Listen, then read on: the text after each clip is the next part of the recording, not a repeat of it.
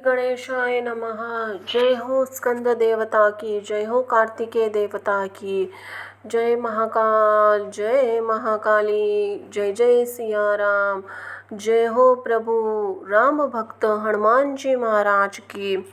श्री कार्तिक महात्म्य कथा अध्याय 15वां, हिंदी में अर्थ सहित बोलो। जय हो श्री हरि नारायण नारायण लक्ष्मी नारायण। कार्तिक महात्म्य अध्याय 15वां, हिंदी में अर्थ सहित। अहोई अष्टमी पूजा तथा एकादशियों का कार्तिक मास एवं प्रयागराज की महिमा का वर्णन सुनने के पश्चात महाराज पृथु ने नारद जी से कहा, हे देवऋषि, आप अब भक्तवत्सल भगवान की पूजा का विधि विधान बतलाने की कृपा करें। तब नारद जी बोले कि हे राजन, एक पुरातन इतिहास कहता हूँ, सो ध्यान लगाकर सुनो। अति प्राचीन समय की बात है। कांतिपुर में चोल नाम का एक राजा राज्य करता था। उसके राज्य में समस्त प्रजा सुखी थी, कोई भी दरिद्र, पीड़ित या दुखी नहीं था। राजा ने नाम पर उस देश का नाम चोल देश रखा गया। वह एक बार वह राजा मूल्यवान मणिमुक्ताओं द्वारा भगवान की पूजा करने वही मंदिर में बैठा हुआ था। उसी समय विष्णु शर्मा नामक एक ब्राह्मण ने आकर तुलसी दल तथा जल से भगवान की पूजा की। उसके तुलसी पात्रों से राजा की पूजा के मणि मुक्ति आदि ढक गए। यह देख राजा ने क्रोधित होकर ब्राह्मण से कहा, हे विष्णु शर्मा, तुमको पूजा का कुछ भी ध्यान नहीं है। मणि मुक्ताओं से की गई मेरी पूजा की शोभा तुमने तुलसी दलों को ढककर समाप्त कर दिया है। राजा ने अहंकार में भरे हुए कटु वचन सुनकर विष्णु शर्मा ने कहा, हे राजन, अभिमान के वशीभूत होने के कारण तुम भगवान की पूजा के बारे में नहीं जानते। ब्राह्मण के यह वचन सुनकर राजा ने कहा कि हे ब्राह्मण, तुम दरिद्री हो, इस कारण भगवान की पूजा क्यों जानो? क्या तुमने कभी भगवान का कोई मंदिर बनवाया अथवा कोई यज्ञ आदि किया? अगर यही बात है तो मैं देखता हूँ कि भगवान की भक्ति करने पहले तुम स्वर्ग में जाते हो या मैं जाता हूँ। इतना कहकर राजा ने अंगुल ऋषि को आचार्य बनाकर बड़े बड़े यज्ञ आरंभ कर दिए और साथ ही ब्राह्मणों को बहुत सा द्रव्य दान देने लगा। परंतु विष्णु शर्मा सर्वथा ही की भांति माघ तथा कार्तिक मास के व्रत, तुलसी वन को रोपण, एकादशियों को व्रत तथा ओम नमो भगवते वासुदेव मंत्र का सतत जाप करते हुए भगवान की पूजा अर्चना करता रहा। वह उठते बैठते चलते फिरते हर समय भगवान का स्मरण तथा कीर्तन करता रहता था। कार्तिक मास में एक दिन विष्णु शर्मा ने जो ही रसोई तैयार करके रखी, कोई भोजन उठाकर ले गया।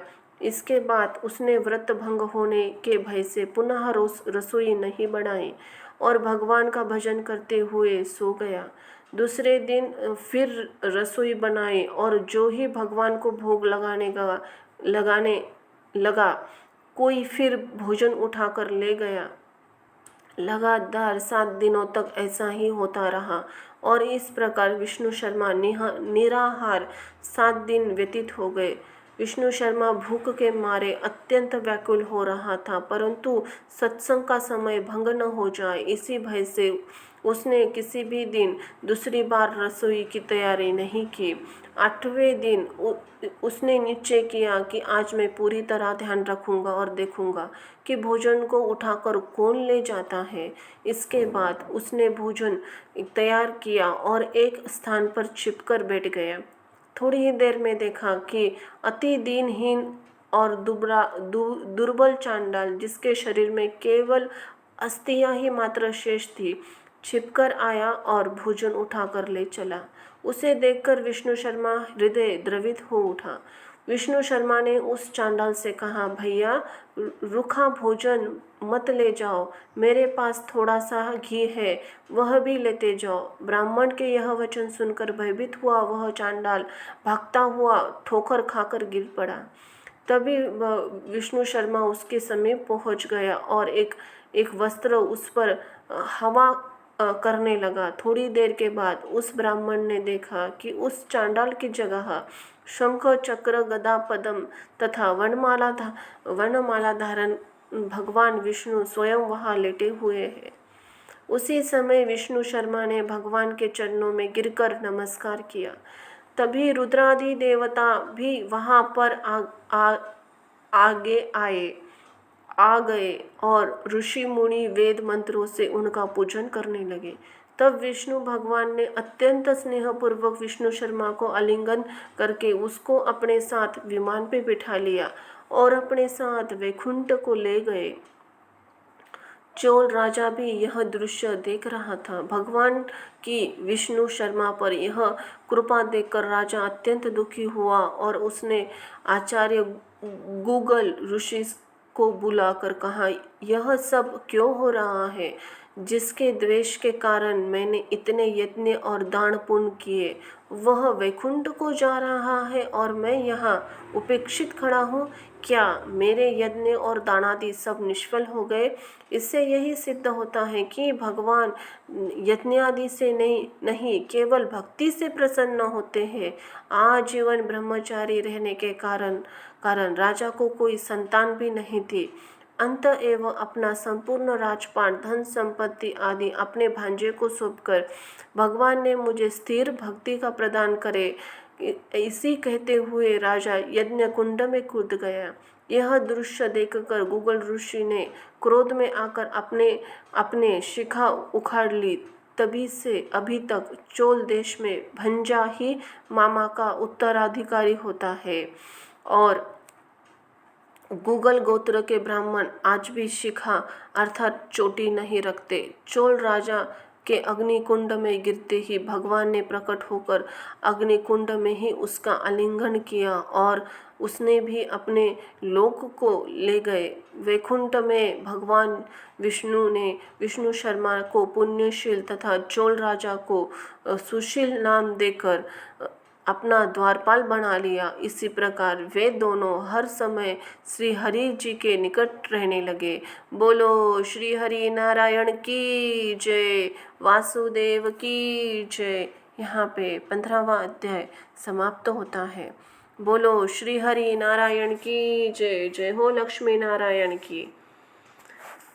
अध्याय 16वां। श्री गणेशाय नमः। ओम कार्तिक देवाय नमः।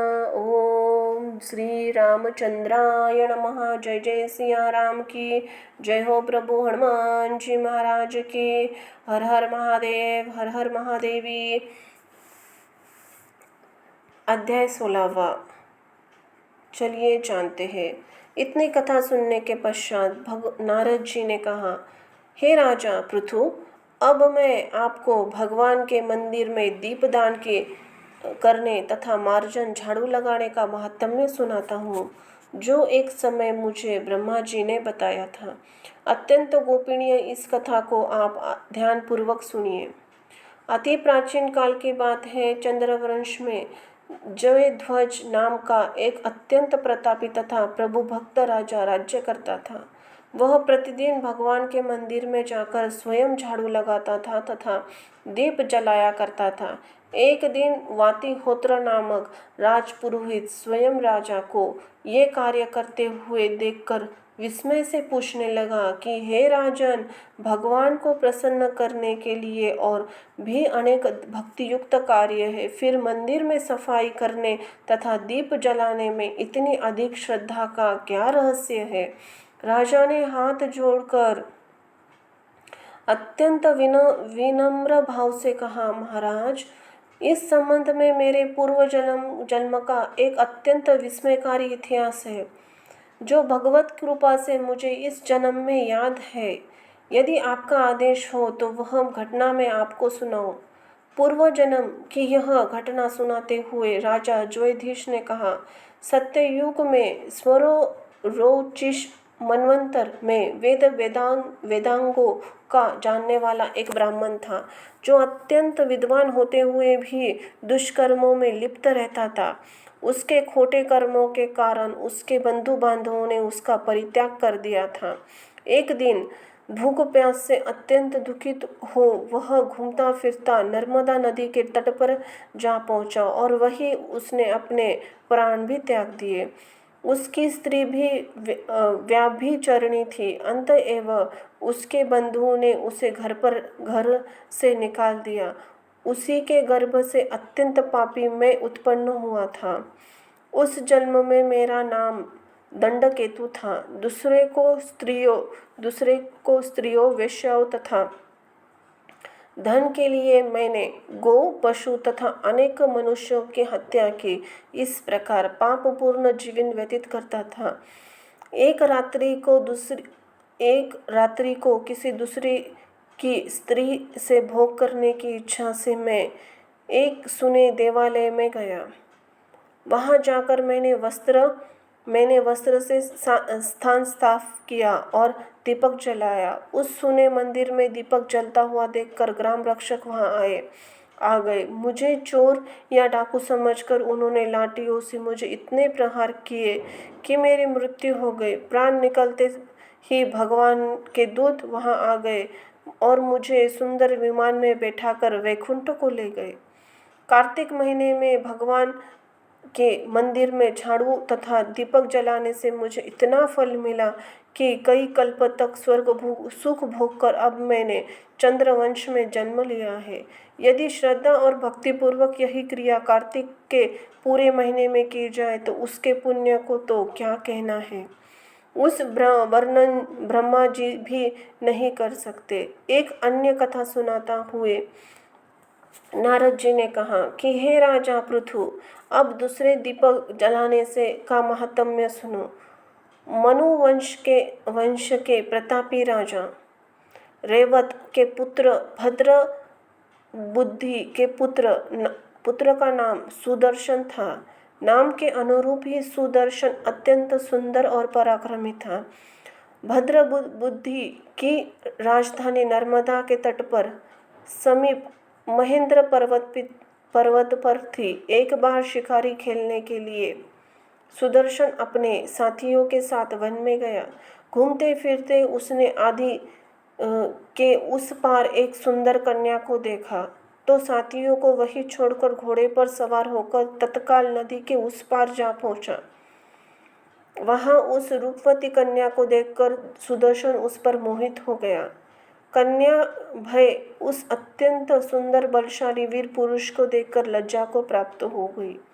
सुदर्शन ने शालीनता पूर्वक उस कन्या से उसका परिचय पूछा। तब उस कन्या ने बतलाया कि वह गोंड राजा की पुत्री है और एक मदन नालसा है। अपनी सखियों के साथ क्रीड़ा करने के लिए वहां पर आई है। इसके बाद स्वच्छंदता पूर्वक उन दोनों में गंधर्व रीति से वहीं पर अपना विवाह कर लिया और कुछ समय तक नर्मदा नदी के तट पर विहार करते रहे। फिर अपने घर पर आकर वे दोनों आनंद पूर्वक रहने लगे। कुछ समय बाद राजा भद्रबुद्धि अपने पुत्र सुदर्शन को राज्य सौंपकर स्वयं वन में चले गए। राजा बनने के बाद सुदर्शन बड़ी कुशलता पूर्वक राजकाज करने लगा। रानी मदन नालसा सदा अपने पति को विष्णु की पूजा आराधना करने का उपदेश करती रही। इस प्रकार वे दोनों ही भगवान के अनन्य भक्त बन गए। राजा सुदर्शन ने रानी की प्रेरणा से भगवान का एक स्वर्ण मंदिर बनवाया। दोनों ही उसमें प्रतिदिन भगवान का पूजन तथा कार्तिक मास में दीपदान किया करते थे। एक दिन रानी मंदिर में दीप जला रही थी कि उसी समय राजा ने सुए बुलवाया, परंतु दीपक जलाकर आने में रानी को देर लग गई। इस पर राजा सुदर्शन ने क्रोधवश में आकर रानी से कहा, तुम तो कहती थी कि मैं पति ही स्त्री का देवता होता है, फिर दीपदान में इतनी देर लगाकर तुमने मेरा अनादर क्यों किया? यदि देर का कोई कारण और गुप्त कारण हो तो कहो। तब सती साध्वी मदना ललसा अत्यंत स्नेह युक्त वचन बोली, हे महाराज, मैं दीपदान का महत्व आपको बताती हूँ। अब आप ध्यानपूर्वक मेरे वचन को सुनिए। आपने पिछले जन्म की कहानी सुनाती हुई रानी, अपने पिछले जन्म में मैं एक चूहिया थी।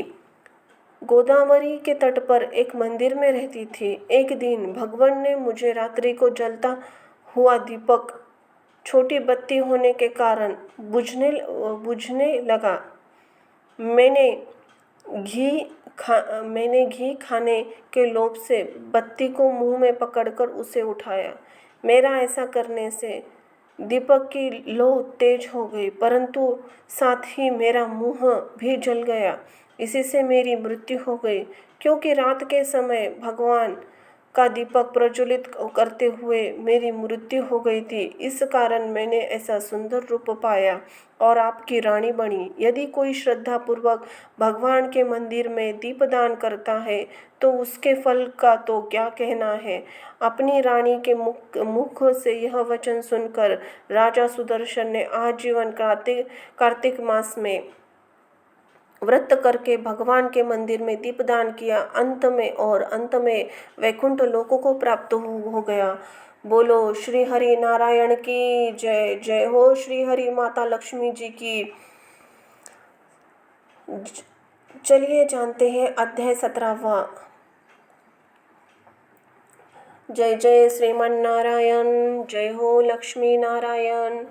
जय हो श्री गणेशाय नमः। जय हो कार्तिक देवताय नमो नमः। स्कंद देवताय नमो नमः। जय जय महाकालेश्वराय नमो नमः। जय हो माँ भद्रकाली कपालिनी चामुंडाय नमो नमः। अध्याय 17वां।